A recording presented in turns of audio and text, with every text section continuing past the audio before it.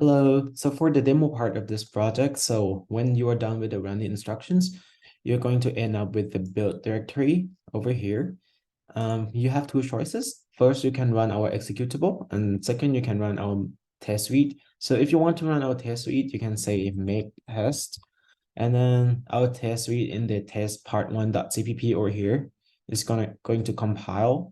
And when you see 100% over here and it returns back to you, you can say /test to run all of the test cases in this file, or you can just select one test cases, for example, this one, and then run just this test case. So if you run just a test case, you'll see that all tests pass in this test case. But if you want to run all of the test cases that we have in this file, you can say /test, just like this. And then it's going to run all of the test case that we have in this file, but it's going to take a while since our data set is very large. And when you're done, you're going to see something like this screen. So over here, so as you can see, we have all test pass over here. We have 81 million assertions in our test cases. So please feel free to try and run all of our test cases. But as for the sake of demo, I'm going to just stop the test cases here because it's going to take a while. This is just saying fail because I interrupt the terminal, but you can try it. So another one is if you want to run our executable, so you can say make main. Our executable means that if you want to run our program, so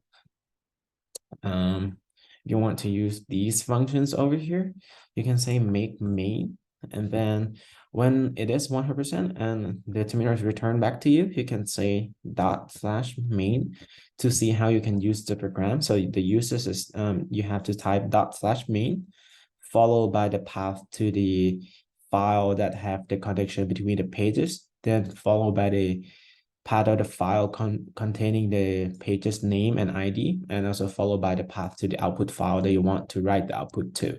So for example, if I want to, let me see. If I want to run the medium data set that we have over here and want to write it into the output file, I can type like this, and then we're going to ask you which function do you want to run over here. We have three choices. So for example, if I want to run the Dexter's, so it's the shortest path. So you can type into, then it's going to ask if you want to enter the source node and the destination nodes as the ID or as the name. So for example, if I want to search by ID, I can just say and type 1 over here, then it's going to say input your source node ID. So as you already choose the integer part, then you can just type any integer over here that you want to search for. So for example, if I want to go from node number 1 and at node number 3, then when this message prompt up, it means that the output is already written to the file that you have specified when you run /main. So in this case, it is going to be /output.txt. So we can go to the build folder over here. We can see that the output.txt is right here. So we can click that. And we can see that, okay, node number 1 to node number 3 is B to D. And in this case, it means that the shortest path is just go straight from B to D. Now, let's try to run our function from the full data set. So for example, if I do this, it means that I want to run on the full data set over here. We have two files. And then I also want to write to the output.txt as well. So this start building graph is going to take approximately 1 minute since our full data set have over 1 million nodes. So it's going to take some time. Let me see, what should we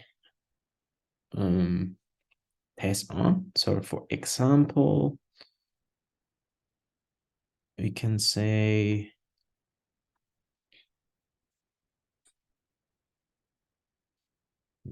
let's wait for it to build the graph first. So we'll use this example over here. So I'm going to run the Dijkstra's algorithm with this node and this node, and I want to get this result back. So, okay, I want to run the Dijkstra, so I'd select 2. And then I want to input by the node's name. So this is option number 2. So I'm going to type in 2 and then input your source node name. I'm going to copy this. And then I'm also going to copy this as well. And then if the message still doesn't come up, it means that it is still running. So let's wait for a while.